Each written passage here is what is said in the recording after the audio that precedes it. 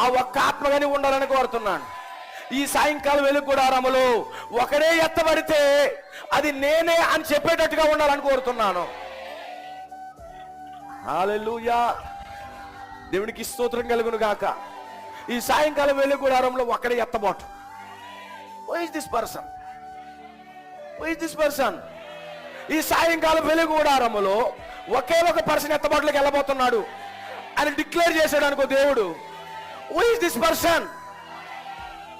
అమ్మే నేనే. మరి మీ పరిస్థితి ఏంటి?